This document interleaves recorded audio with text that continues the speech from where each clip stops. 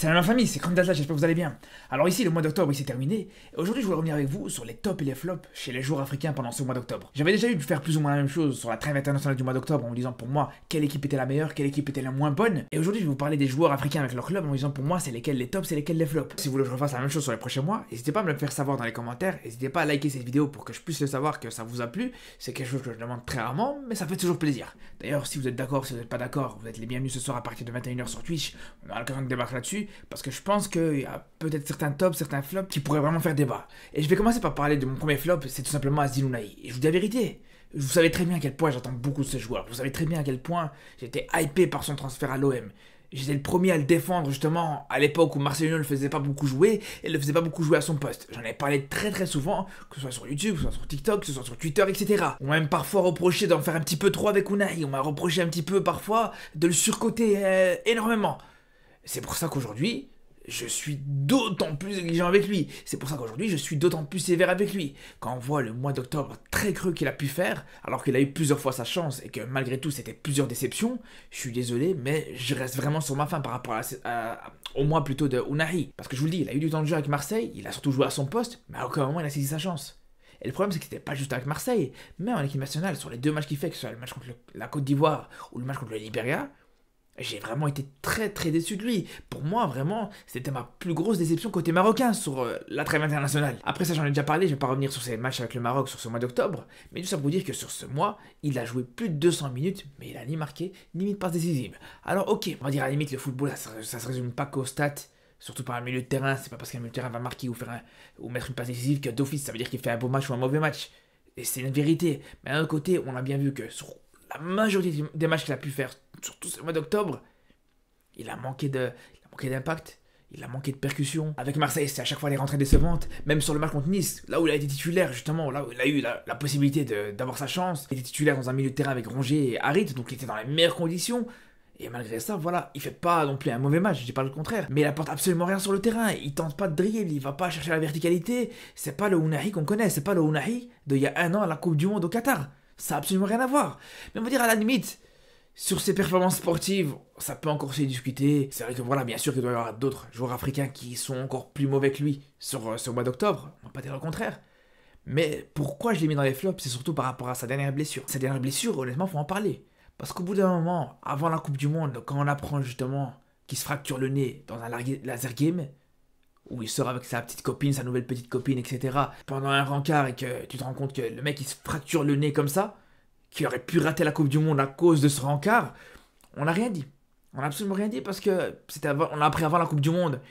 On a dit bon, c'est pas grave, on fera les comptes après la Coupe du Monde, et au final, pendant la Coupe du Monde, il a été au rendez-vous, donc on n'a rien dit. Mais là que de nouveau, il se blesse soi-disant chez lui. On ne sait pas exactement ce qui s'est passé encore une fois. Est-ce que c'était vraiment chez lui, ou c'était encore une fois dans un nouveau laser game, ou dans un bowling, ou dans n'importe quoi d'autre? On ne sait pas. Dans tous les cas, un joueur de foot professionnel qui se blesse chez lui, en dehors d'un entraînement, en dehors d'un match, souvent c'est suspect. Peut-être que c'est moi qui extrapole, peut-être que c'est moi qui interprète, mais souvent, vous voulez qu'il se blesse comment? Un joueur de foot, quand même, c'est un sportif de haut niveau. C'est pas un vieillard de 80 ans. C'est pas le mec qui va juste faire une chute, ça y est, il va se blesser. Non. Au bout d'un moment, s'il s'est blessé comme ça chez lui, ou en tout cas s'il s'est blessé dans un cadre en dehors de son club, c'est que pour moi, je pense qu'il a dû faire quelque chose de suspect. Je me trompe peut-être, hein. On saura jamais au final la vérité sur cette histoire-là, et à juste titre, tant mieux d'ailleurs. Peut-être que l'OM a voulu le protéger par rapport à ça. On sait très bien que si maintenant on avait eu la vraie version par rapport à cette histoire, c'est possible qu'il y aurait eu les supporters marseillais qui l'auraient pris à partie. Il aurait eu les supporters ados. Je pense pas que ça aurait été le moment pour lui, ça aurait pas été une bonne chose pour lui. Tant mieux, on va dire que c'est pas plus mal qu'on sache pas c'est quoi la vraie raison. Mais dans tous les cas, personnellement, je pense qu'Ounahi doit vraiment faire attention. Il doit commencer vraiment à faire attention parce que toutes les fois qu'on a entendu Regragui dire que Ounahi c'est un très bon joueur, mais il faut qu'il travaille, il faut pas qu'il se laisse aller, il faut que vraiment il connaisse la discipline, c'est ça qui va lui permettre de réussir. Ben là, justement, on n'a pas l'impression qu'il prend cette direction-là. Moi, personnellement, Ounahi, ça va faire 3 ans que je suis de très près. J'ai pas l'impression qu'il y a une évolution de sa part sur le plan physique en tout cas. On sait que depuis le début, dès qu'on l'a vu sur son premier match, je me rappelle le premier match que j'ai vu de sa part, c'est l'entrée qu'il fait contre l'OL où il marque en plus dans ce match-là, à l'époque où il jouait encore à Angers. Je vous dis la vérité, depuis ce match-là, j'ai pas senti une évolution de sa part sur le plan physique. Je vous dis la vérité, dès ce match-là, on a directement compris qu'il va devoir travailler physiquement pour pouvoir progresser un petit peu. Et depuis ce match-là, on n'a pas vraiment vu d'évolution. Et c'est là où je pense vraiment qu'il doit commencer à se ressaisir, il doit commencer à travailler, il doit arrêter de se contenter de ce qu'il a déjà fait, sinon sa carrière elle va prendre une trajectoire qu'on va pas aimer du tout. Et si je vous dis ça d'ailleurs, je vous le dis encore une fois, c'est parce que c'est un joueur que j'aime beaucoup, c'est un joueur sur lequel j'attends énormément. Sinon pour mon deuxième flop, je vais parler du Youssef Attal.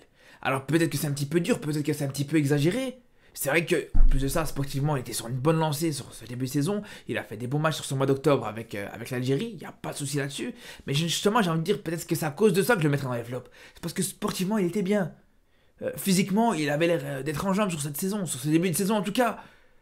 Et il a fallu justement qu'il mette sa fameuse story, qu'il fasse sa fameuse story qui lui a valu énormément de problèmes. Parce qu'encore une fois, on va pas revenir là-dessus, j'en ai déjà parlé. Mais cette story qu'il a fait, c'était une erreur de sa part qu'il a lui-même reconnu. C'est pas juste un message à la Palestine de manière tout à fait innocente.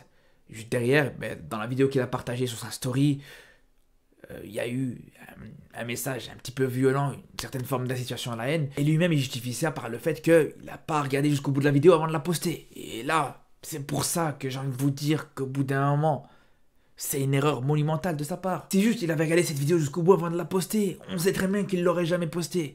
Et c'est pour ça qu'au final, c'est cette erreur de communication-là qui fait que, mais voilà, je considère que c'est un flop pour ce mois d'octobre. C'est sûr et certain, quand on sait que tout simplement déjà, il aurait même plus l'occasion de jouer avec son club jusqu'à la CAN à cause de ça, juste à cause d'un clic, à cause d'une story qu'il a postée, à cause d'une vidéo qu'il a pas regardée en entier avant de la poster. On se dit vraiment, c'est une erreur de sa part. Parce que bien sûr, au bout d'un moment, quand tu vas parler d'un flop, il n'y a pas que l'aspect sportif qui va rentrer en ligne de compte. D'ailleurs, c'est très rare que quand tu vas parler réellement d'un flop, tu vas parler que de l'aspect sportif, que des performances. Parce qu'au bout d'un moment, pour moi, quand je considère un joueur qui flop, c'est pas forcément le moins bon joueur. Parce que bien sûr que des joueurs moins bons qu'Ounahi, des joueurs moins bons qu'Attal, il y en a énormément. Ça, c'est une certitude. Mais c'est ça que je vous dis, pour moi, pour qu'un joueur flop, il faut considérer que c'est un joueur qui est déjà très bon, c'est un joueur sur lequel tu as beaucoup d'attentes. Et là, pour le coup, voilà, cette erreur d'Attal, pour moi, avec les conséquences qu'il y a eu derrière, même si on peut discuter sur le fait que ils ont été un petit peu trop durs avec lui, et j'étais le premier d'ailleurs à le dire, parce qu'on sait très bien que il l'a pas fait exprès, il l'a dit, on sait très bien que c'est pas quelqu'un qui a un mauvais fond, c'est pas quelqu'un qui incite à la haine, etc. Mais dans tous les cas, on sait très bien que s'il avait regardé cette vidéo jusqu'au bout avant de la poster, c'est quelque chose qui serait jamais arrivé. S'il avait regardé cette vidéo jusqu'au bout, lui-même, il se serait dit non, ça c'est quelque chose que je cautionne pas, on n'en sert pas là, et t'aurais eu un Youssef Attal qui aurait pu jouer tous ces matchs de Ligue 1 jusqu'à la CAN. Après, pour mon troisième flop, là pour le coup, c'est purement pour l'aspect sportif, c'est tout simplement André Onana. Alors attention, parce que là, sur cette fin du mois d'octobre et sur ce début du mois de novembre, ça commence à aller mieux. On l'a vu justement hier dans son match contre Fulham, où il fait un très bon match, et pour le coup, il arrive à faire un clean sheet, ce qui est déjà très rare pour lui cette saison. Et surtout, il a fait vraiment des très beaux arrêts dans ce match-là, donc il faut saluer par rapport à ça. Il y a aussi son match contre Copenhague, où il arrive à arrêter un penalty crucial pour Manchester United en fin de match. Donc pour le coup, on peut dire qu'il a mieux terminé son mois d'octobre qu'il l'a commencé. Mais ça n'empêche pas que c'est un mois d'octobre cataclysmique pour lui. Quand même, il te prend 10 buts en 6 matchs. Ce qui est tout simplement énorme pour un gardien. Surtout, tu as 3 buts contre une équipe comme Galatasaray, une équipe largement à la portée de Manchester United. D'ailleurs, son match contre Galatasaray, ça a été une catastrophe. Ça a été vraiment un match horrible de sa part. Il a commis 2 erreurs quand même qui ont mené à un tir. Il a fait qu'un seul arrêt dans son match, donc vraiment c'était une catastrophe. À l'image de son début de saison, à l'image de son transfert à United depuis le début de la saison, son mois de septembre, son mois d'août, son mois d'octobre. C'est 3 mois qui étaient très compliqués pour Onana. On se rappelle par exemple de son match contre le Bayern un petit peu plus tôt dans la saison qui a été vraiment très mauvais. Ça a été le fameux match où il a concédé une erreur qui a amené à un but de la part du Bayern en début de match. Et lui-même a reconnu que c'était le but qui a permis au Bayern de se relancer, de se lancer directement dans ce match. Lui-même d'ailleurs a reconnu que c'était le responsable de cette défaite, etc. Donc vraiment, ce début de saison d'Onana, c'est vraiment pas ouf du tout. Après, voilà, je lui souhaite que sur ce début du mois de novembre, il continue sur cette lancée, il continue sur la lancée de son match contre Fulham. Mais en tout cas pour moi, par rapport à ce qu'il a proposé sur le mois d'octobre, t'es obligé de le mettre dans les flops en Afrique en tout cas. Sinon pour ce qui est des tops, je suis obligé de parler d'Omar Marmoush. Alors son transfert à Francfort, qui lui fait un bien énorme, c'est un transfert qui lui va comme un gant. Il faut déjà se dire que là, sur ce mois d'octobre, il a marqué autant de buts que sur l'ensemble de sa saison avec Wolfsburg la saison dernière. Donc là, en termes d'intégration, en termes de transfert bénéfique, on est en plein dedans. Vraiment, ce qu'il fait là-bas, c'est incroyable. Pour moi, franchement, jusqu'ici, Omar Marmoush, c'était un joueur normal, sans plus. Mais là, ce qu'il fait actuellement à Francfort, c'est incroyable. Rien que ce qu'il fait sur ce mois d'octobre, déjà, il te met un doublé contre Dortmund. Il arrive à te mettre un très beau but en Conference League contre l'équipe finlandaise d'Asjika. Un très beau but à l'extérieur de la surface où il s'y prend à 3 reprises, où on demande vraiment de l'abnégation. Il tire une première fois, il tire une deuxième fois, à chaque fois c'est un défenseur qui le contre. Et à la troisième fois, il te met une très belle frappe à l'extérieur de la surface. C'est vraiment le genre de but qui te montre qu'il est en confiance, qu'il est vraiment très bien mentalement. D'ailleurs, il est à peine arrivé à Francfort qu'il fait partie des tireurs principaux des penalties. C'est lui qui tire quasiment tous les penalties de Francfort. D'ailleurs, ce qui est fou, c'est que là, je vous parle de son mois d'octobre. Mais là, pour l'instant, on a à peine début novembre, il commence à continuer sur son lancée. Il vient de mettre un doublé aujourd'hui même contre Union Berlin. Alors, c'était pas des buts exceptionnels qu'il a mis aujourd'hui, mais c'est des buts où il se retrouve dans la surface, il se retrouve au bon endroit, au bon moment. Mais il est capable de mettre ce genre de but-là, il est capable, comme je vous disais, de mettre des frappes à l'extérieur de la surface, il est capable d'aller chercher la profondeur, d'aller chercher de la vitesse, etc. Et c'est ce qui fait sa force. C'est un joueur qui est très varié. Après, pour mon deuxième top, je vais parler d'Inacho. Parce que pour ceux qui ont suivi Leicester sur ce début de saison, c'est exceptionnel ce qu'ils sont en train de faire. On les a enterrés, on pensait que ça y est, ils étaient en Championship, qu'ils allaient sombrer, etc. Pas du tout. Ils sont encore là, ils sont premiers du championnat en deuxième division anglaise, et pour l'instant ils sont en train de prendre tout droit la direction de la Première Ligue. Et ça, justement, c'est en grande partie grâce à Iheanacho pour le coup, parce qu'il est tout simplement le meilleur buteur actuel du club. Et ce qui est intéressant, c'est que justement, la plupart des buts qu'il met sur ce début de saison avec Leicester, c'est sur ce mois d'octobre. C'est vraiment le mois où il est le plus en forme depuis le début de la saison, il te met 4 buts en un mois, avec Leicester, et il te met aussi un petit but contre l'Arabie Saoudite avec la sélection nigériane. Par contre, le joueur africain, pour moi, qui a fait le meilleur mois d'octobre, c'est pas Guirassy. Malheureusement, le mois d'octobre, pour Guirassy, c'est pas le mois où il a été le plus prolifique. Il a été bon, attention, hein, mais c'est pas son meilleur mois. Non, et pour le coup, celui qui, encore une fois, est comme à chaque saison, il est encore en forme, encore une fois, il a soif de but, encore une fois, il est efficace, encore une fois, il se montre percutant, etc. C'est tout simplement Mohamed Salah. Il n'est pas encore fini. Ce joueur, je vous le dis, il a encore énormément d'années devant lui en Europe. Je dis ça parce que ça parlait de lui en Arabie Saoudite cet été. Mais pour moi, vraiment, il peut aller jusqu'à encore 3 ans en Première Ligue sans problème, sans forcer. Parce que ce qui monte là, voilà, encore une fois, il est à 6 buts en un mois. C'est quand même pas rien du tout. Et pareil en sélection, alors il n'a pas marqué contre l'Algérie, mais là aussi il a été très bon. On se rappelle de sa frappe qui a été sur la transversale contre les Algériens. Non, je vous le dis, il fait vraiment un très bon début de saison. Encore une fois, que Liverpool soit bon, que Liverpool soit mauvais, Salah, lui, il est toujours présent. Il est toujours au rendez-vous. Alors des fois, bien sûr, il est un peu plus en forme que d'autres, mais ça n'empêche pas que vraiment ce qu'il fait, je vous le dis, pour moi, c'est incroyable. On ne se rend pas compte de la qualité de ce joueur, on ne se rend pas compte des performances qu'il peut faire à répétition. Malheureusement, il y en a beaucoup qui lui manquent clairement de respect. Je vous le dis, quand j'entends que ça le compare à des Eden Hazard, mais je pète un câble, je deviens fou. Je me dis, comment tu peux comparer un joueur avec une telle classe, avec une telle régularité, avec une telle efficacité, à un joueur qui t'a plus fait une saison complète depuis 5 ans et qui a pris sa retraite à 32 ans, mais vous imaginez. Et pour le coup, comme je vous dis, voilà, on voit vraiment que Salah est toujours en jambes.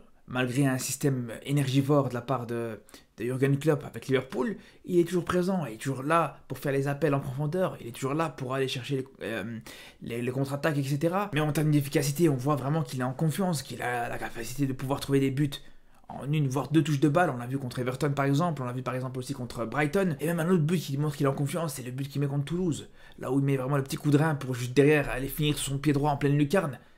Ça montre vraiment qu'on a affaire à un Salah qui est dans une bonne forme. Et c'est clair que son record de meilleur buteur de l'histoire en Coupe d'Europe pour un joueur qui joue en Première Ligue, pour moi, il vient pas du tout par hasard. Et il vient dans un timing pour moi qui représente bien la situation actuelle.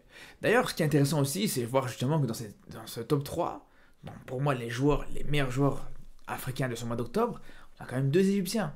C'est là encore une fois qu'on rend compte que cette équipe d'Égypte, elle sera pas du tout à prendre à la légère pendant cette CAN. Cette équipe d'Égypte qu'on dit souvent, voilà, c'est une équipe qui a du vice, qui a un esprit collectif, qui peut être solide, etc., mais qui manque d'individualité. On se rend compte que, voilà, il y a Salah, bien sûr, mais il y a aussi Marmouche, dont je viens de parler aussi. Il y a des Trezeguet aussi qui sont en forme, dont il faudra faire très attention. Donc on en reparlera, mais ça montre bien que l'Égypte, il faudra s'en méfier. D'ailleurs, pareil pour le Nigeria, parce que j'ai parlé de Iheanacho aujourd'hui, mais quand tu rajoutes aussi Osimhen, quand tu rajoutes aussi Boniface, quand tu rajoutes aussi certains joueurs qui sont hyper en forme depuis le début de saison du côté du Nigeria, là aussi c'est une équipe dangereuse. On va en parler de tout ça de toute façon. Je parlerai de ces équipes-là à l'approche de la CAN dans tous les cas. Sur ce, j'espère que vous avez aimé cette vidéo. Comme je vous disais, si vous voulez que je fasse la même chose pour chaque mois, n'hésitez pas à me le dire, n'hésitez pas à me le faire savoir en commentaire. Sur ce, je vous dis à ce soir à partir de 21 h sur Twitch pour en parler, etc. Donc on se dit à très très vite et surtout d'ici là, prenez soin de vous.